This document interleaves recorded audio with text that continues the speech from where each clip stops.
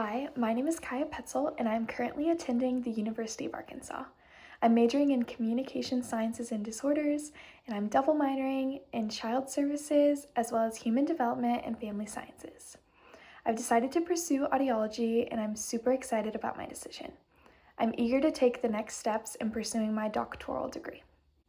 I really try to remain flexible whenever it comes to different academic or training environments. I think it's super important to recognize that when you are in a new environment, that it's okay to make mistakes and that mistakes can be a learning opportunity. I always give it my best effort, even if it is something a little bit scary or new to me. I think this is super important as a graduate student. You're going to be in a lot of environments that are new to you, but as long as you try and put your best foot forward, I think that is all that matters. A specific example that I have showing my flexibility in a new environment would be whenever I was learning to use a clinical audiometer. I had the opportunity to learn at a local clinic here in Fayetteville, and I had never touched the equipment before. It was all new to me, so I remained flexible. I reminded myself that it was okay to make mistakes. I tried my best, I asked questions, and I learned quickly that I can adapt to situations as long as I put my best foot forward. I often experience the challenge of trying to juggle my work, social, and school life. I work at a preschool here in Fayetteville, and there's been many times where there's overlapping exams or major assignments due while I have work shifts and very busy schedule.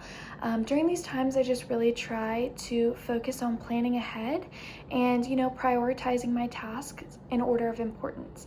I've used a lot of self-reflection in order to assess what works best for me and what strategies I should use in order to succeed.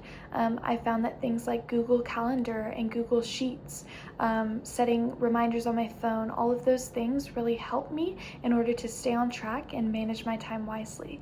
I've learned a lot about time management.